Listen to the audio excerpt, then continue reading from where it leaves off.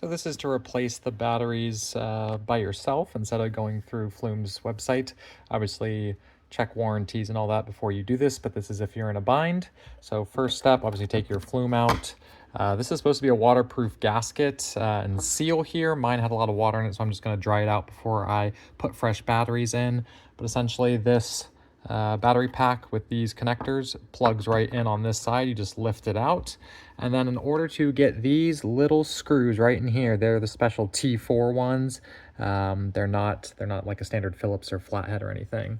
So I'm using iFixit's kind of kit here, and in it is this T4 here, and then you're just going to go ahead and unscrew that.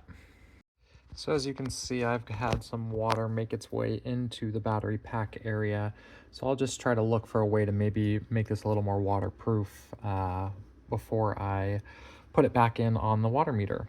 So these batteries here, you can tell that I've already done this once. This one, I'll show you it untaped, but basically what you want to do is take both sets of batteries and tape them together such that everything then runs to get in these two batteries back here. There's a little metal plate between them, and then the same for down here. I'll send some pictures of that. So these little pieces here, these can actually be moved out. I'm going to say that the little green one is on the back side, and then this one, you can see here that this is the side here. So these lift out. All right, there's one lifted out, green in the back, and then this one here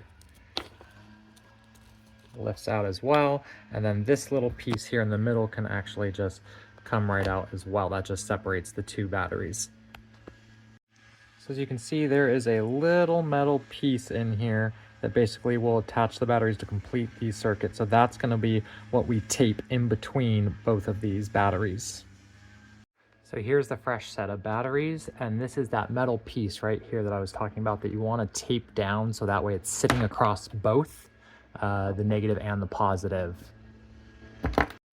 Okay, so there it is. The first side is taped down. All we have to do is line it up on kind of that positive nipple and tape it down there. And then I always tape the two batteries together to prevent any movement. So there it is. The positive and the negative are bridged with that metal piece, and then the batteries are taped together just to kind of help with any movement, so that way that metal piece doesn't slide off that nipple. So in case you forget which one goes where, the positive is going to go on this open side, so that way when you take it and put it in, the positive then, or the nipple one, then lines up with this when it slides in there. Okay, so here is the battery with that other kind of divider piece put back into place. And we just need to repeat this with this set of batteries. And earlier I said that, you know, to remember blue and white. So I wanted to put in a piece of copper wire in there to really create the connection. So that's that fell out here, but this one's still intact. So you can see I just kind of looped it around the back side there and then ran it all the way down. So that way when it gets kind of nested back in here, we have a really strong contact between those two areas and the wire and the top part of that little piece. Okay, so we've got these plates reinserted. I realigned my little extra wires here to ensure good contact between the bottom and the top. So those are in, and then they basically just kind of come around here and make sure that they touch the metal tops there to create it. Then you'll want to make sure that your positives are both on this inner side, so that way when these contacts go in and they slide back into this slot here, the positives are on the closest and both negatives are on the furthest spot. Okay, so my batteries are back installed. I got both screws back in. The positives I know are lining up on this edge, so when I put it in, it lines up on there. And you literally just take this piece and just kind of slide it in. You can see it's already, well, it was flashing, but that'll start up here and then just close it up, and then you're back in business. So here it is back installed. You want to make sure that the QR code is facing down and all you see is kind of this flat white and gray space.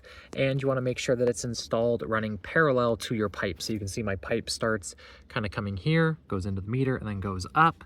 So it wants to be parallel. It says on the support document, it can be on that side or that side, but you don't want it to go perpendicular or across.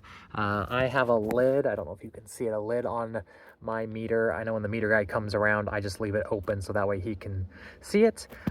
In the app, it will say that your water sensor has moved significantly since it last died. Give it about 3-4 minutes, and then you can click that kind of little banner at the top and then recalibrate it. It'll set up and ask you to run a bunch of water, and then after that, you'll see that your battery is full.